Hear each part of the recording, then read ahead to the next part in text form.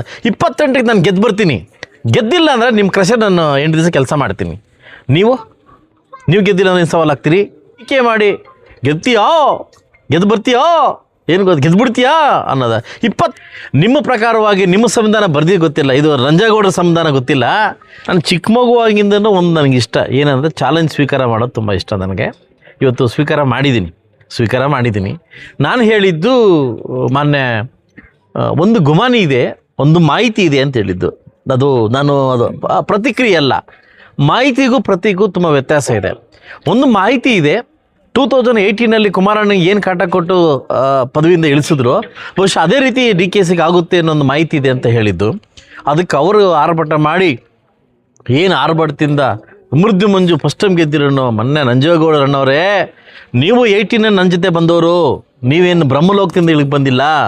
ನೀವು ಕೂಡ ನನ್ನ ಜೊತೆ 18 ಬಂದು 75,000 ಓಟ್ ತಗೊಂಡು 23ಕ್ಕೆ 50,000 ಇಳಿದಿದ್ದೀರಿ. ನಾನು 67,000 ಮತ ತಗೊಂಡು 97,000ಕ್ಕೆ ಹೋಗಿದ್ದೀನಿ.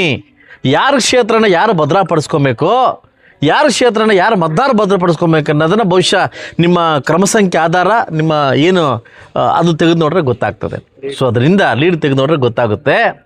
ಬಹುಶಃ ಎಲ್ಲೋ ನಿಮಗೆ ಗುಮಾನಿ ಎದ್ದಿರಬೇಕು, ನನಗೆ ಗೊತ್ತಿಲ್ಲ ಏನಂತ, ನನಗೆ ಗೊತ್ತಿಲ್ಲ, ಮಾಹಿತಿ ಇಲ್ಲ, ನಾನು ಮಾತಾಡೋದು ಗೊತ್ತಿಲ್ಲ.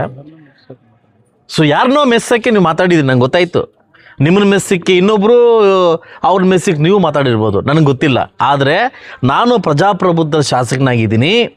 ಡಾಕ್ಟರ್ ಬಾಬಾ ಸಾಹೇಬ್ ಅಂಬೇಡ್ಕರ್ ಕೊಟ್ಟಿರ್ತಕ್ಕಂಥ, ನಮ್ಮ ಅಂಬೇಡ್ಕರ್ ಸಾಹೇಬ್ ಕೊಟ್ಟಿರ್ತಕ್ಕಂಥ ಸಂವಿಧಾನದಲ್ಲಿ ಅಡಿಯಲ್ಲಿ ನಾನು ಕೂಡ ಶಾಸಕನಾಗಿದ್ದೀನಿ. ನಿಮ್ಮ ಪ್ರಕಾರವಾಗಿ ನಿಮ್ಮ ಸಂವಿಧಾನ ಬರ್ದಿದ್ದು ಗೊತ್ತಿಲ್ಲ, ಇದು ರಂಜೇಗೌಡರ ಸಂವಿಧಾನ ಗೊತ್ತಿಲ್ಲ. ಆ ಸಂವಿಧಾನದ ಪ್ರತಿಯೊಬ್ಬ ಶಾಸಕರು ಕೂಡ ಮಾತಾಡ್ತಕ್ಕಂಥ ಹಕ್ಕಿದೆ. ಅದೇ ಹಕ್ಕಲ್ಲಿ ನಾನು ಮಾತಾಡಿದ್ದೀನಿ. ನಾನು ವಿರೋಧ ಪಕ್ಷದಲ್ಲಿ ಇದ್ದೀನಿ, ನೀವು ಆಡಳಿತ ಪಕ್ಷದಿದ್ರಿ. ನಾನು ಕೇಳೋದು ಧರ್ಮ, ನೀವು ಅದಕ್ಕೆ ಉತ್ತರ ಕೊಡೋದು ಧರ್ಮ. ಅದರಿಂದ ನೀವು ಟೀಕೆ ಮಾಡಿ ಗೆದ್ದು ಬರ್ತೀಯೋ ಏನು ಗೊತ್ತು ಗೆದ್ದು ಬಿಡ್ತೀಯಾ ಅನ್ನೋದ. 28ಕ್ಕೆ ನಾನು ಗೆದ್ದು ಬರ್ತೀನಿ.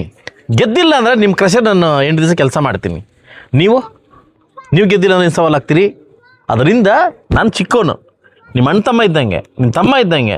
ನಾನು ತಪ್ಪು ಮಾಡೋಕ್ಕೆ ಕರೆದು ಬುದ್ಧಿ ಹೇಳು. ಅದರಿಂದ ಸವಾಲು ಹಾಕೋದು ಇದು ನಿಮಗೆ ಶೋಭೆ ತರ್ತಕ್ಕಂಥ ವಿಷಯ ಅಲ್ಲ ಅಂತ ನಾನೆಲ್ಲ ಜನದ ಮುಂದೆ ಹೇಳೋಕ್ಕೆ ಇಷ್ಟಪಡ್ತೀನಿ. ನಮ್ಮಲ್ಲಿ ಏನೋ ಆಗ್ಬಿಟ್ಟಿದೆ, ಲೀಡ್ರ್ ಸರಿಪಡಿಸ್ಕೋ. ಅದೇ ಲೀಡ್ರನ್ನ ನೀನು ಸೋಲಿಸ್ಬೇಕಂತ ಪಣ ತೊಟ್ಟೋಗಿ ಜ್ಞಾಪಕ ಇರಲಿ ನಿಮಗೆ. ಇದೇ ಕೋಮೂಲ್ ಎಲೆಕ್ಷನಲ್ಲಿ ನಾನು ಒತ್ಕೊಂಡು ಹೋದ್ರೆ ಲೀಡ್ರನ್ನ ಆಯ್ತಲ್ಲ, ನಾನು ಬೆಳೆಸಿದ ಲೀಡ್ರನ್ನ ನೀನು ಪಣ ತೊಟ್ಟು ಸೋಲ್ಸೋಕೆ ಹೋಗ್ಬೇಕು ಅಂತ ಈಗ ಆಯ್ತು. ಈಗೆಲ್ಲಿ ಬಂದ್ಬಿಡ್ತು ನಿಮಗೆ ಈಗ ಹೆಂಗೆ ಬಂದ್ಬಿಡ್ತು ನಿಮಗೆ? ಇದೇ ನಾಯಕರನ್ನ ನೀವು ಸೋಲ್ಸ್ಬೇಕಂತ ಹೊರಟೋರು, ನೀವು ನಾನು ಗೆಲ್ಲಿಸ್ಬೇಕಂತ ನಾನು ಗೆಲ್ಸ್ಕೊಂಬಂದೆ. ನಿಮ್ಮ ಕೆಲಸ ಸೋಲ್ಸೋಕ್ಕಾಗಲಿಲ್ಲ. ಆದರೆ ನಮ್ಮ ಲೀಡ್ರ್ ಇವತ್ತು ಇರ್ತೀವಿ, ನಾವು ಒಂದಾಗ್ತೀವಿ ನಾವು ಆಯ್ತಲ್ಲ. ಇವತ್ತು ನಮ್ಮ ತಟ್ಟಲ್ಲಿ ನೀವು ನೊಣ ನೋಡ್ತಿದ್ದೀರಿ, ನಿಮ್ಮ ಬಾಂಡಲ್ಲಿ ಏನಿದೆ ಫಸ್ಟ್ ನೋಡ್ಕೊಳ್ಳಿ ಫಸ್ಟು. ಅದರಿಂದ ಹಗುರವಾಗಿ ಮಾತಾಡೋದನ್ನು ಮಾನ್ಯ ನಂಜೇಗೌಡರನ್ನ ಬಿಡಬೇಕಾಗ್ತದೆ. ಹಗುರವಾಗಿ ಮಾತಾಡೋದನ್ನು ಗೆದ್ದು ಬಾ ನೋಡೋಣ ಸಮೃದ್ಧಿ ಅಂತ. 28 ಗೆದ್ದು ಬರ್ತೀನಿ, ನೋಡ್ಕೊಳ್ಳಿ. ನಾನು ಗೆದ್ದು ಬರ್ತೀನಿ, ಆ ವಿಶ್ವಾಸ, ಆ ಭರವಸೆ. ನಾನು ಮುಳಬಾಗಲ್ ತಾಲೂಕಲ್ಲೇ ನಿಲ್ತೀನಿ, ಇಲ್ಲೇ ಗೆಲ್ತೀನಿ. ನೀವು ಚಾಲೆಂಜ್ ಸ್ವೀಕಾರ ಮಾಡಿ ನೋಡೋಣ, ಆಯಿತು.